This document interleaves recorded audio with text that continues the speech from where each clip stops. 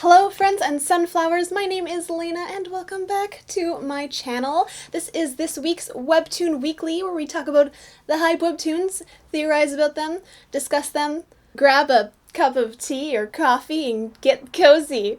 Let's go! So first we're going to be talking about the StarSeekers, which is chapter 31 and 32. We're going to be talking about two chapters this week just because last week I kind of had a tight schedule, but this week we're covering the missed chapter from last week, and then next week it should just be one chapter, probably. Anyways, this chapter starts off with showing something really exciting. So obviously we're continuing from the last chapter where Soobin was having that dream, and then he gets woken up by the members who are like, yo, are you okay, bro? And they see his ears. But it shows us something that was missed and not shown at the end of the last chapter, which is Soobin picks up the die. He picks up the die!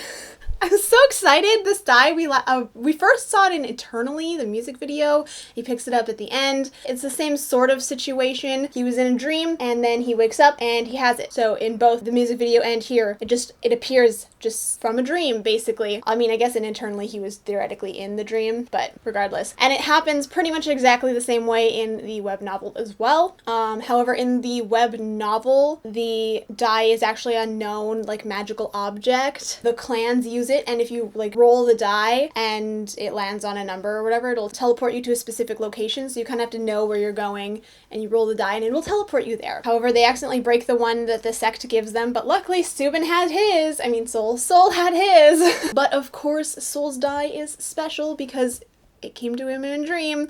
I think it's probably a more powerful magical object than even the ones that the dragon sect were using. It, of course, is the reason that they accidentally get teleported to other dimensions, because they roll it intending to go somewhere on Dragon's Peak, and they end up in alternate dimensions.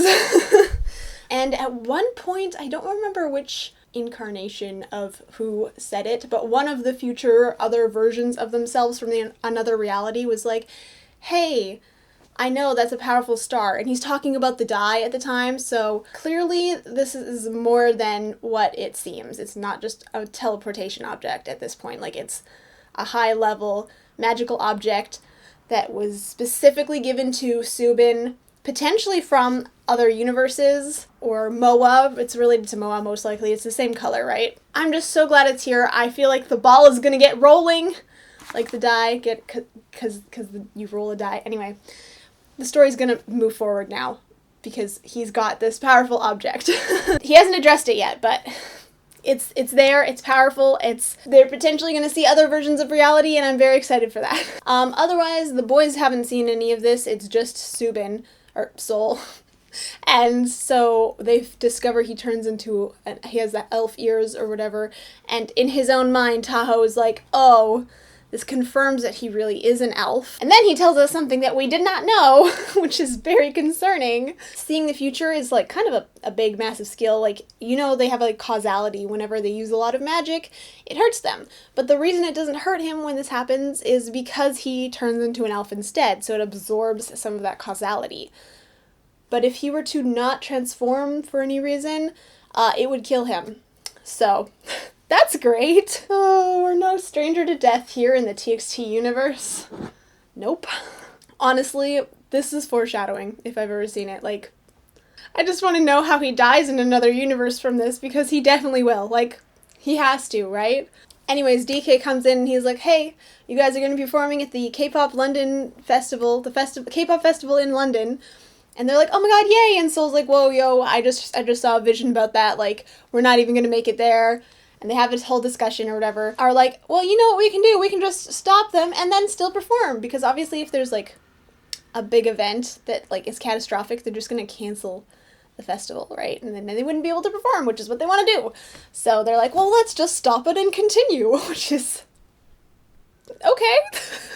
However, I will say I'm a little bit confused as to Soul in relation to his true name, because the hint that was given to him for his true name was the one who is believed by no one. And this attack, we see it in this chapter and the next chapter, it happens. It's obviously happening, so he was right. It's not like his ability is spotty, sometimes works, sometimes doesn't. And his members immediately believe him. So I guess there's two possibilities. His visions will become less accurate, or it's not his members who don't believe him, but the general public. Hold on to that thought because I'll get there. It follows up with a scene about Blackwater as well. They're like, ooh, using Blackwater, it'll increase greed and corruption. Wahahaha, evil mastermind plotting going on here. I think we talked about this last time. Blackwater, using it is bad. It's tied to human emotions. When Blackwater runs out, humans have essentially screwed themselves over. I feel like they know what's going on with that, and I don't completely understand their reasoning, but I wonder if Blackwater being like a low amount of Blackwater is related to the actual dragon itself, because clearly the dragon sect wants people to be using the Blackwater. They're the ones who supply it, and as we'll see, because in the attack right after this, they're kind of focused on destroying these like Blackwater trucks. That's the Dragon Slayer sect, so they want to kill the dragon, right? So maybe by stopping people from using the Blackwater, they can like prevent, I don't know. There's something there about how these two sects view the usage of Blackwater in relation to the dragon, I think is important. I'm just not 100% sure what it is, so let me know what your thoughts are on that. Anyways, so we go into the next scene, which I think it's really cool. Just wanted to mention this because it's a fun story building thing. Before you even know that the fight that's about to happen is about Blackwater, you're like seeing the Blackwater trucks, just like in the traffic shots, and I'm like, oh, cool, it's Blackwater. Because you know what they look like since, like, all the way at the beginning. Avis almost ran, like, the one where Avis manifested his powers, they almost ran into a truck of Blackwater. Like, this was, like, chapter 2. Maybe not chapter 2, but you know what I mean. So you know what they look like, and subconsciously you're like, whoa, there's Blackwater trucks. And it makes sense that they're using a lot of Blackwater because they're the main ingredients of potions, and they're going to an idol performance where probably a lot of idols are going to be consuming potions. Anyways, so the battle starts and they're like, whoa, they're attacking the Blackwater, not us this time, that's weird. And then the security team for the event is like, how is it that we are not faster at reacting to this situation than Star 1 is? And this is where all of a sudden I'm realizing, I think, what Soul's true name is actually about. And that's why I'm worried, because what happens, what if they think that Star 1 planned this attack for publicity? Because think about it, they got famous from basically getting attacked, so why wouldn't they just keep staging attacks to increase their fame? If people think that they know about the attack before it happens, which they do because of course Soul saw it in the future, then they would think they'd have something to do with the attack. I think it would create backlash, first off. And second of all, no one would believe Soul that he can see the future. They're like, well, no, clearly that's just a terrible excuse. Like, can you imagine if someone's like, well, actually, I saw it in a future vision? You wouldn't believe him. And thus, his true name comes true. The one who is believed by no one. Something's telling me that's what's going to happen. Anyways, I'm sure they're going to win this battle because it just makes sense. But I feel like the performance might not go well because of what I just talked about. There's almost certainly going to be backlash when they're like, I feel like someone's going to be like, well, that's suspicious. How did they know about this attack? Meanwhile, they're actually trying to save people, but like, the people don't know that. They might just think it's like, oh, contained little skirmish for publicity. Anyways, so that's kind of it. Other than that, in this chapter, these two chapters, I'm thinking that I want them to learn more about Blackwater so that we can learn more about Blackwater, because I have like a vague idea, but like, nothing completely solid, you know? And because it seems like the Dragon Slayer clan, assuming that was them, planned to collect the Blackwater and not attack Star 1 here. So just curious. But yeah, let me know what you guys think. Are you guys worried for Soul? Because I certainly am. Okay, let's move on to talk about Dark Moon, the Blood Altar. This is going to be chapter 33. So, in the last chapter we saw Suha got kidnapped. And we are following the vampires first. So the vampires and the werewolves split up. The werewolves go after the correct place, which is the Drifter Darden's vampires. And our group of vampires are like, I think Marge took her. Let's go to Vamfield House. Anyways, they seem to almost immediately upon getting there realize it's empty. There's no one there. And they basically confirm that Marge was kind of telling the truth. she needed to keep Suha safe, that Darden must have been after Suha. They realized there's no way that Marge could have come here and also taken Suha to safety. Hallie's like, oh crap, I should have just let Marge take her. Oh no. And they also realized like the orphanage must have only been built for them, which is kind of interesting. But then he realizes like, oh, but Marge was clearly living here and there's no one else. The orphanage was built for them. So there must have been a reason she stayed here. There's something that she had to stay here for, and there must have been something she was also protecting. And now that she's gone, they have to find it first, because the drifter vampires start breaking in and they're like, crap. It must be in the library. I don't know how they just assume it must be in the library, but they assumed correctly, so win-win. Actually, this entire chapter ends with a drifter vampire finding, like, the book that they need, I assume, in that library. But I kind of assume the boys will actually be able to, you know, take the book from the drifter. And I think this is probably the book that was mentioned in the web novel. It'll probably be a little different, but in the web novel they find a book and it's like basically the story of them when they were knights defending the princess. At the time they didn't understand what it meant in the novel. Here they will. If they read it, they'll be like, oh, wait, this was us. Like, this was, assuming Marge is telling the truth, which I'm sure she is, this must be about us. Like, this was our story before. So I assume Marge eventually was going to tell them they used to be these vampire lords, and they got regressed into children, and I assume, like, that's what it is, compiled, and it probably has other important information in it, other rituals, potentially things that were, like, from the royal family or something like that, too, because it cuts to Darden, who's creepily over Suha, and he's like, I will find a way to bind us into one, which is very yikes.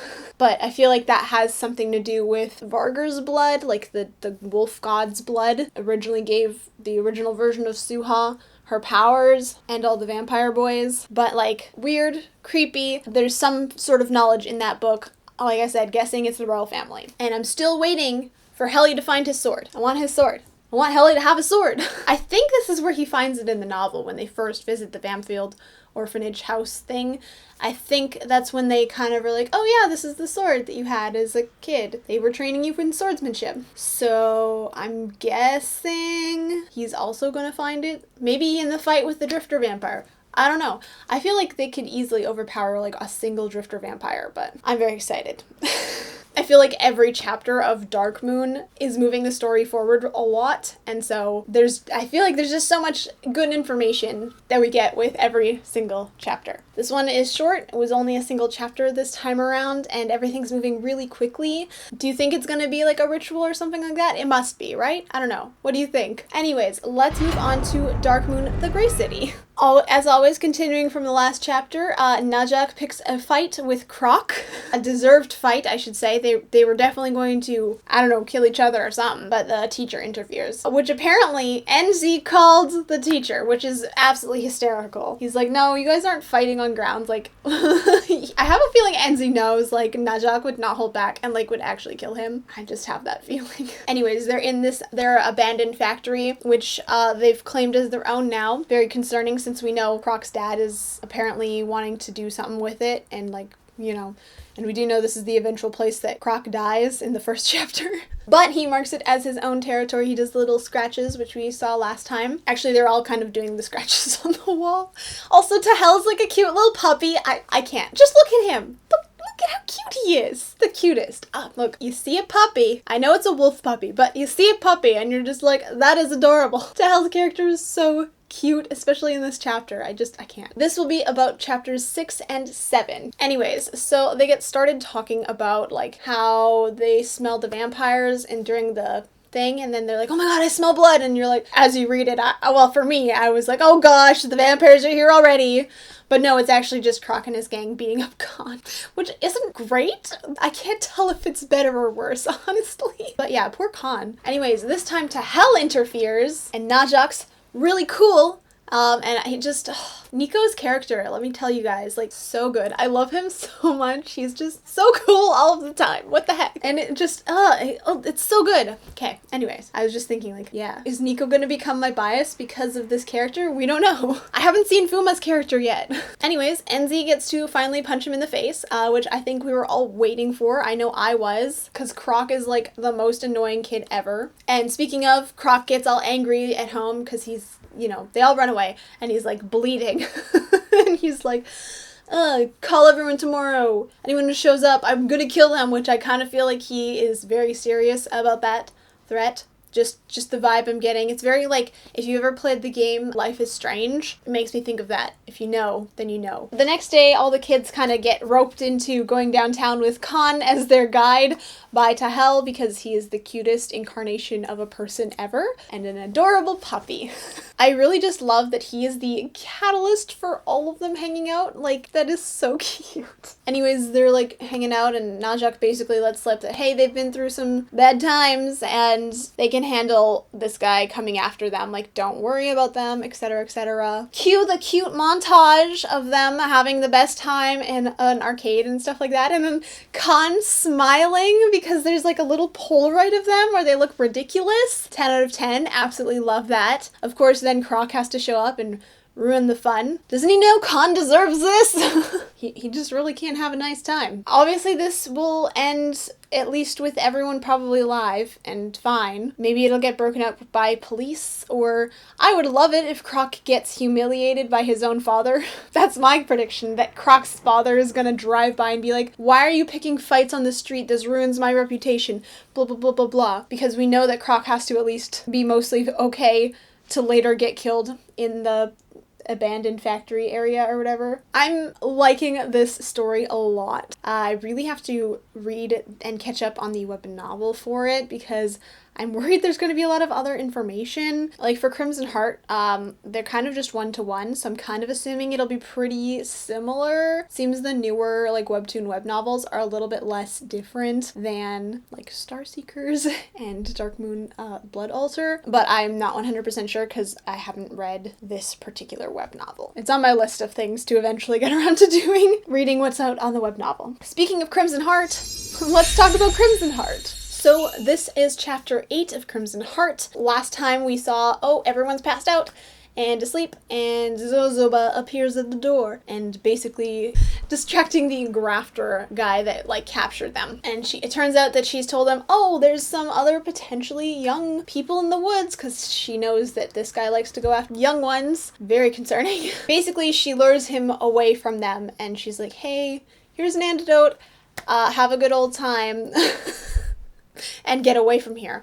And she shares, like, she is also a grafter, but she's really young and she's never grafted another person before, so it's unlike that guy who's creepy and weird. She doesn't graft other people's parts, which makes me think she must still have her healing abilities. Because originally, on like that infographic that we got, they told us that grafters used to be healers. So I'm thinking she's going to be the healer of the group because she's never grafted another person, and maybe the powder hasn't affected her yet because she's still younger. I don't know. We'll get to that. But she's so cute. I love that she saved them, and I feel like that's going to be a theme with her character, is that she's like the healer, the saver person.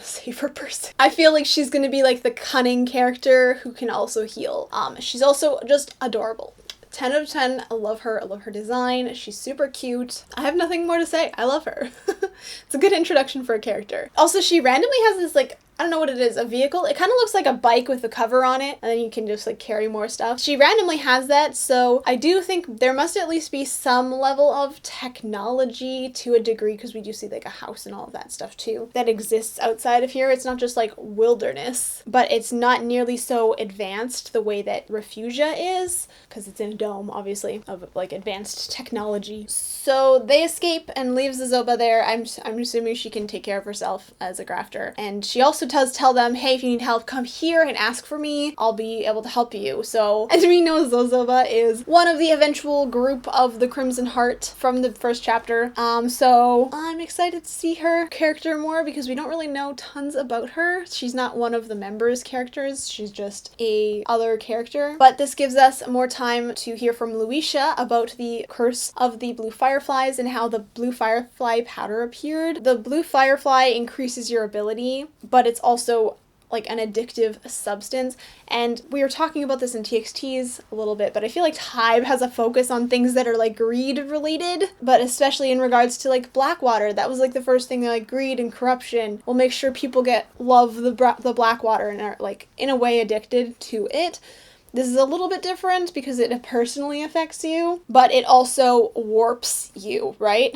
You become more greedy, more selfish, but you also become a monster possessed by desire, like the grafter we saw. But as we see also, I think the powder that exists everywhere might be less potent than if you just directly touched a blue firefly, because the guy at the beginning in like the second chapter immediately turned into a monster upon touching it, and like the little girl as well. They just like turned into these monsters directly. So the powder is less potent, but I think it has the same results over long term. And of course Refugia has nothing to do with this because they don't know about it. Most of it is in a dome. It's covered. It's safe, which is, I assume, partially why it was created in the first place and why the curse has to be taken care of. Whatever's causing the powder to appear everywhere needs to be stopped. So we have a good idea of like what the conflict of the story will probably be at this point now, which is nice because I wasn't exactly sure where it was going before. Like I knew, oh, some curse, but I feel like I have a better idea of what this curse is. Something is causing the powder of this powerful creature, the blue fireflies, to be like all over the place. And of course, it's affecting everyone. They're all becoming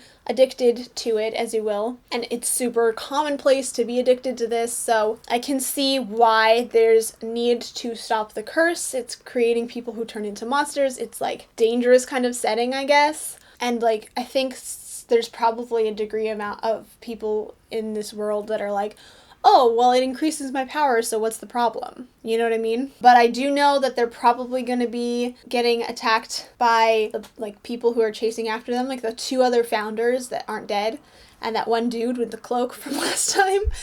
They're definitely on their way. And I feel like they'll find them. Maybe that's why they need Zozoba. And they're like, please help. We're in danger. I don't know, something like that. And I assume that's related to why they run into some of the other girls as well. But we'll see, because there's still a lot of setup, I think, that's happening with this story. Unlike the other stories that seem like the ball is rolling real fast, this one, it's like a gradual leading down into where the story is going. But I think that a lot of information is still really interesting, so it doesn't feel as slow, which is good. Probably because they're constantly in like life and death situations. It's like information drop, but interesting information drop, you know what I mean? Anyways, that is it. Thank you guys so much for watching. How are you enjoying the webtoons? Are you reading them every week? I certainly am. I've been really into the webtoon app just in general recently. I've been reading a lot of webtoons. So it's been really fun every week to catch up on all of HYBE's webtoons. If you did like this video, found it helpful, please give it a thumbs up. Make sure to subscribe with notifications turned on so that YouTube tells you every single time I post a video. All of my social media is linked in the description down below. And of course, I want to give a shout out to my patrons over on Patreon. Thank you guys so much for all of your support. If you'd like to become a patron, the link is in the description down below, and probably on the screen here somewhere. Alright, as it is, thank you guys so much for watching. Stay sunny, everyone. Bye! That felt short. Am I done? Okay. I'm done.